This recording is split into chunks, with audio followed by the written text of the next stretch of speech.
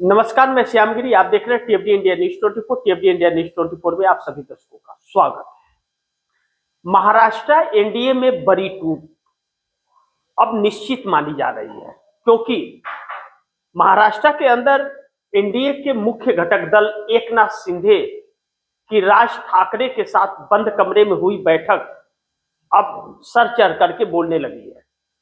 इसलिए भी कि देवेंद्र फडणवीस का बगावत महाराष्ट्र के अंदर विपक्ष के साथ साथ एकनाथ शिंदे और सुनेत्रा पवार ने भी कर दिया है। मुस्लिम वर्ग को लेकर के जो अलग अलग नियम देवेंद्र फडणवीस सरकार लागू कर रही है, उसके विरोध में भी खड़े हो गए। लेकिन दूसरी तरफ जो बड़ी महत्वपूर्ण बिंदु है और आप दर्शकों को समझना बहुत जरूरी है कि महाराष्ट्र के अंदर अब भारतीय जनता पार्टी के उल्टे गिनती शुरू हो चली है। और महाराष्ट्र नहीं बल्कि आप केंद्र सरकार की भी या भारतीय जनता पार्टी की कह ले उल्टी गिनती शुरू हो गई है, तो यह शायद सच होगा। क्योंकि अब महाराष्ट्र के अंदर गठबंधन किसी भी वक्त टूटने की खबर अब दर्शकों तक आ सकती है। और जो महाराष्ट्र के अंदर गठबंधन टूटेगी, वह गठबंधन भारतीय जनता पार्टी फिर सरकार संभाले नहीं संभाल पाएगी, चाहे महाराष्ट्र में हो और चाहे केंद्र में मोदी की सरकार हो। अब भारतीय जनता पार्टी के लिए यह चुनौती बहुत महंगी पड़ने वाली है, क्योंकि चंद्रबाबू नायडू भी आंध्र प्रदेश के अंदर भारतीय जनता पार्टी से खासे नाराज है। और दूसरी बिहार से भी बड़ी चौंकाने वाली आ रही है। 42 विधायकों को हाईकोर्ट का नोटिस, उनकी सदस्यता रद्द होने वाली है, जिसको लेकर के भारतीय जनता पार्टी बड़ी सदमे में है, क्योंकि ज्यादातर भारतीय जनता पार्टी के ही विधायक है वो। ऐसे में अब नीतीश कुमार भी भारतीय जनता पार्टी का साथ छोड़ने का ऐलान कर सकते हैं आने वाले वक्त में। और नीतीश कुमार की वैसे भी अब भारतीय जनता पार्टी से बन नहीं रही है, ऐसा तस्वीरों में दिखता है। लेकिन अब पहले महाराष्ट्र की हम अगर बात कर ले, लेकिन आप दर्शकों को इस बीच एक खबर जो बताऊं, जो बहुत जरूरी है आप दर्शकों को सुनना, बड़ी ध्यान से इसे समझिए कि भारतीय जनता पार्टी क्यों बौखलाई है।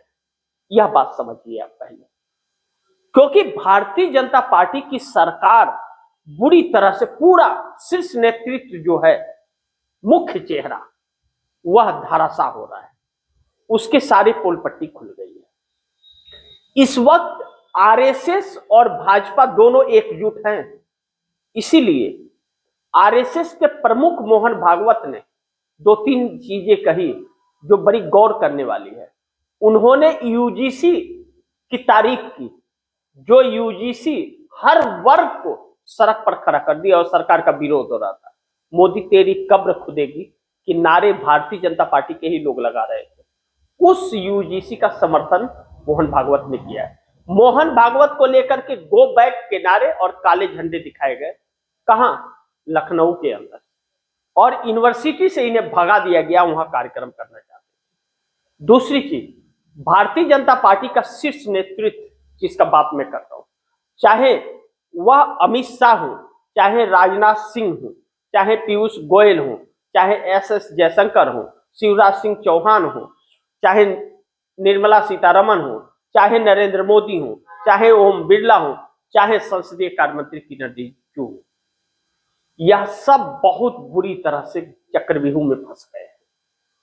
और इसके साथ साथ मुख्य चुनाव आयुक्त ज्ञानेश कुमार की पूरी प्रक्रिया पर गंभीर सवाल और बड़ा विरोध इसका, और महाभियोग भी सदन के अंदर वैसे ही आएगा जैसे ओम बिरला के खिलाफ अविश्वास प्रस्ताव आया था ज्ञानेश कुमार पे।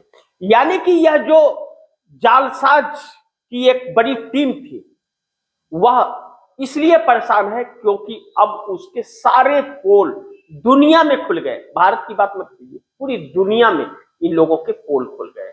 यही वजह रहा कि राहुल गांधी को गोली मारने की धमकी दे बैठा भारतीय जनता पार्टी का एक नेता, जो सुर्खियों में है। और प्रशासन चूड़ियां पहन के बैठा हुआ है। इस देश का न्यायपालिका आंखें बंद करके बैठा हुआ है। इस देश के लीडर ऑफ अपोजिशन, जो शैडो प्रधानमंत्री कहा जाता है, प्राइम मिनिस्टर के बाद उसका नंबर होता है लीडर ऑफ अपोजिशन का, उससे को जान से मारने की, गोली मारने की धमकी दी जाती है और न्यायपालिका चुप और प्रशासन चुप बैठा हुआ है। यह एक सोची समझी रणनीति है। जैसे राष्ट्रपिता महात्मा गांधी के साथ किया गया था, वही हाल गांधी परिवार के साथ करने की ये एक बड़ी साजिश है और यह सरकार की नाकामयाबी है। यही सरकार करा रही है, ऐसा प्रतीक हो रहा है।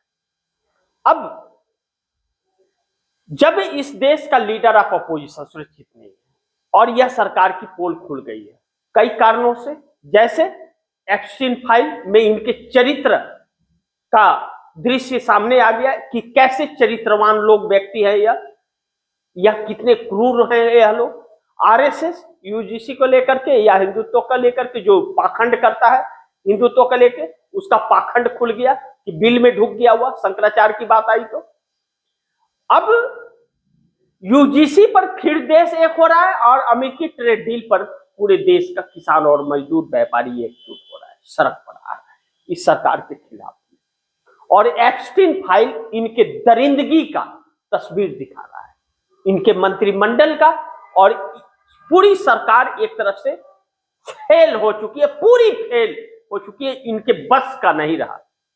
बस एक ही लड़ाई चल रही है, आखिरी कोशिश सत्ता किसी तरह से बची रहे और जनता का मूड डाइवर्ट हो जाए मुख्य मुद्दों से।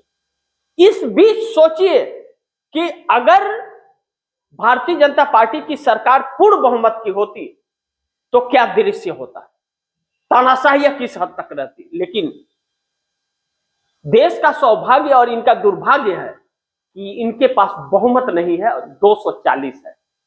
लेकिन एक बात और ध्यान रखिएगा, इनके साथ न्यायपालिका, चुनाव आयोग, राष्ट्रपति भवन इनके साथ खड़ा है, देश के साथ नहीं है। अब ऐसे में स्पीकर ओम बिरला पर अविश्वास प्रस्ताव बहुत मायने रखता है कि 9 मार्च को जब चर्चा और वोटिंग होगी तो क्या होगा, यह बड़ी महत्वपूर्ण बिंदु है। अब दूसरा पहलू महाराष्ट्र में आ जाइए। अब एनडीए गठबंधन की सरकार है, केंद्र के अंदर 240 सांसद भारतीय जनता पार्टी के हैं और 53 सांसद एनडीए गठबंधन के सहयोगी दलों के हैं, 293। और बहुमत का जादुई आंकड़ा 272 का है। बड़ी ध्यान से इसे समझिएगा आप दर्शक। अब सरकार किस तरह चक्कर में पड़ी हुई है। अब ऐसे में एनडीए गठबंधन टूट की कगार पर जो आ रहा है, तो असर महाराष्ट्र में एकनाथ शिंदे ने राज ठाकरे के साथ बंद कमरे में बैठक करके बहुत कुछ सॉल्व और एकजुटता की खबरें निकल रही है। ऐसे में एकनाथ शिंदे जब शिवसेना से अलग होना था तो ऐसे ही बंद कमरे में बैठक किए थे और अब उस वक्त देवेंद्र फडणवीस और अगौता अडानी थे, शरद पवार भी उसमें थे। अब राज ठाकरे, उद्धव ठाकरे के भाई के साथ, अब एक तरफ एकनाथ शिंदे भारतीय जनता पार्टी से अलग होकर के वह घर वापसी की तरफ कदम बढ़ाते हुए नजर आ रहे हैं, क्योंकि भाजपा का असली चेहरा अब सामने आ गया है और अब एकनाथ शिंदे पहली बार यह भाजपा का चेहरा देख रहे हैं। दूसरा, महाराष्ट्र के अंदर भी देवेंद्र फडणवीस सरकार मुस्लिम वर्ग को लेकर के गलत फैसले कर रही है, जिसका खुलकर विरोध एकनाथ शिंदे ने कर दिया। यह बात सच है कि एकनाथ शिंदे महाराष्ट्र में हिंदू की राजनीति करते हैं, लेकिन भारतीय जनता पार्टी की जैसे नहीं, मुस्लिमों को लेकर के गलत फैसले पर सरकार के विरोध में खड़े हो गए हैं। अब ऐसे में एकनाथ शिंदे की अभी तक बनी नहीं है, जब से महाराष्ट्र में विधानसभा चुनाव हुआ है, देवेंद्र फडणवीस जब से सीएम बने, लगातार टकराव है। अब 57 विधायक और 57 विधायक यानी कि एमएलए और 7 सांसदों के साथ वह बैठक कर रहे हैं। किसके साथ? राज ठाकरे के साथ। घर वापसी के संकेत मिल रहे हैं। एनसीपी, शरद पवार और सुनेत्रा पवार की भी बातचीत जारी है। 26 तारीख को बैठक होने वाली है, दोनों एनसीपी एक होने वाली है। शरद पवार ने साफ कर दिया कि परिवार तभी एक होगा और पार्टी तभी एक होगी जब एनडीए गठबंधन से समर्थन वापस ले लेंगे, उसके बाद विलय करेंगे। यानी कि 26 तारीख को वह भी एक बड़ा फैसला देश में आने वाला है, जो सरकार के लिए संकट।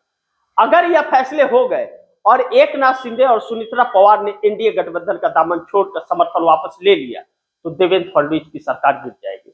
अब केंद्र के अंदर मोदी सरकार संकट में आएगी। बिहार के अंदर 42 एमएलए को हाईकोर्ट ने नोटिस थमा दिया है, उनकी सदस्यता दांव पर लग गई है। ऐसे में भारतीय जनता पार्टी सदमे में है, क्योंकि ज्यादातर भारतीय जनता पार्टी के ही लोग हैं। ऐसे में बिहार की सरकार गिर सकती है। नीतीश कुमार चिंतित नहीं, नीतीश कुमार तो एक कंफर्टेबल सरकार चाहते हैं और नीतीश कुमार का अब विपक्ष के साथ मिलकर के सरकार बनाने की कवायद और तेज हो जाएगी। आप दर्शकों को पता है, बिहार चुनाव के वक्त भी मैंने कहा था, और जो इंटरनल सर्वे आ रहे थे, भारतीय जनता पार्टी कुछ पा वो नहीं रही थी।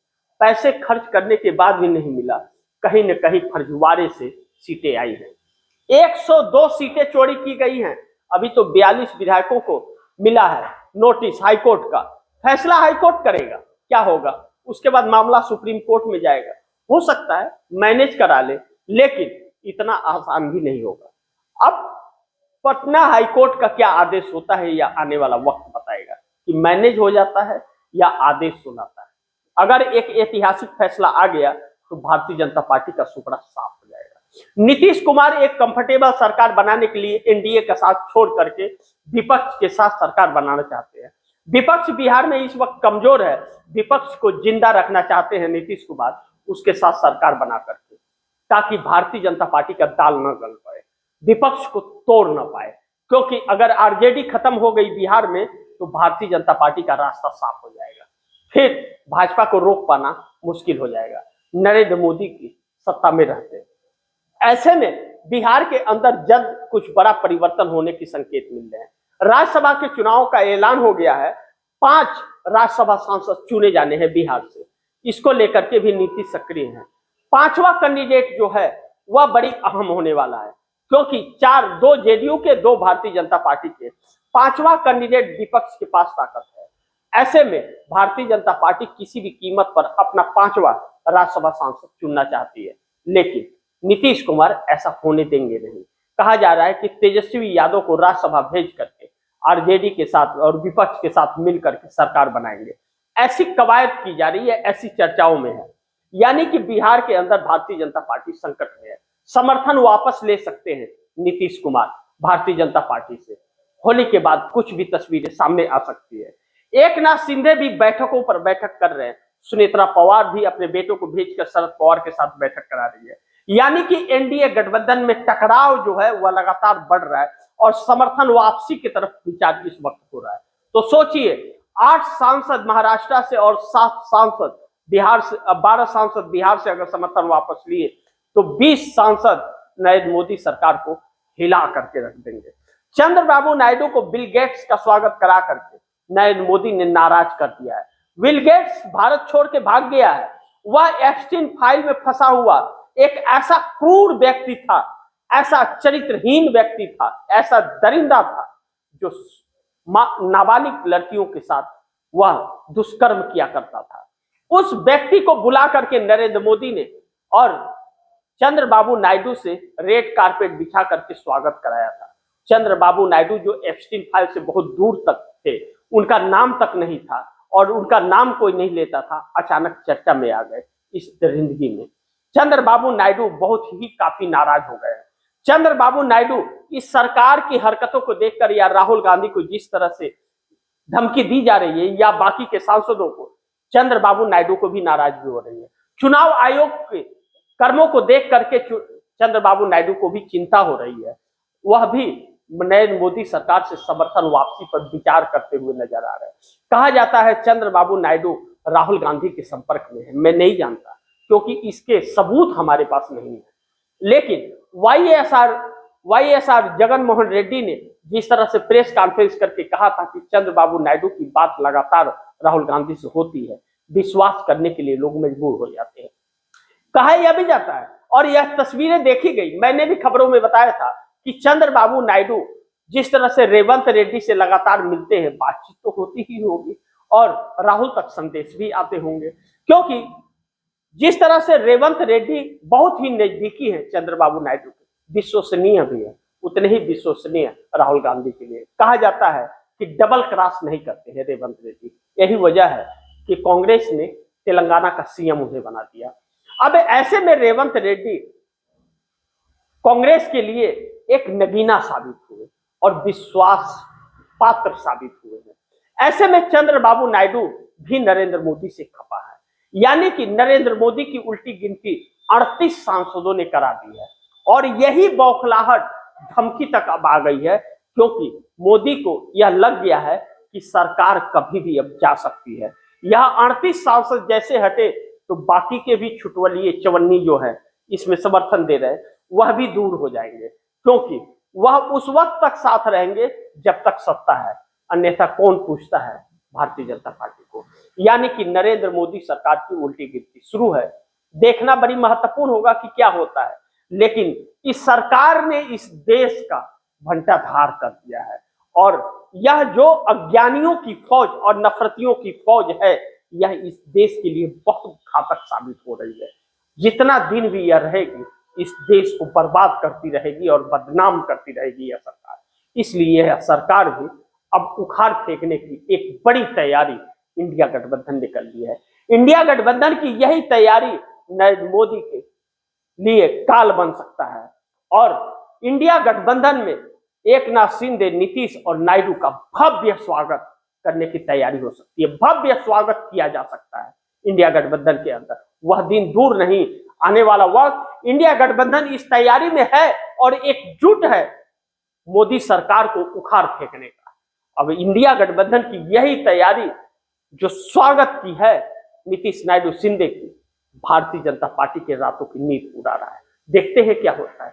जो भी होगा खबरें आप दर्शकों तक लाता रहूंगा। आप दर्शकों की क्या राय है, क्या सुझाव है, कमेंट बॉक्स में जरूर दीजिएगा। गुजारिश करूंगा इस खबर को ज्यादा से ज्यादा शेयर कीजिए, अपने दोस्तों को भी कहिएगा आगे शेयर करें। और आपने अगर टीएफडी इंडिया न्यूज़ 24 को सब्सक्राइब नहीं किया, सब्सक्राइब कर लीजिए। अपने दोस्तों को भी कहिएगा टीएफडी इंडिया न्यूज़ 24 को सब्सक्राइब करें। मिलते हैं अगली खबर के साथ, तब तक के लिए नमस्कार।